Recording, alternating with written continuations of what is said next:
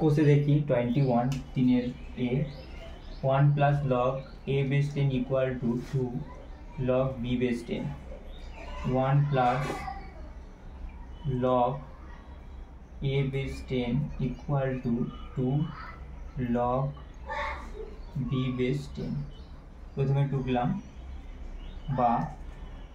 1 equal to 2 log b base 10 minus log a base 10 1 কে আমি লিখতে পারি log 10 base 10 equal to log b base 10 এটা সাইডে ছিল পাওয়ারে চলে যাবে দুইটা log a base 10 log 10 base 10 equal to log b square by a base 10 তাই লগের ক্ষেত্রে বিয়োগ থাকলে কি হয় সেটা তাহলে হচ্ছে ডিভাইড রূপে বা ভাগ রূপে আমি লিখতে পারি আর 10 equal to b square by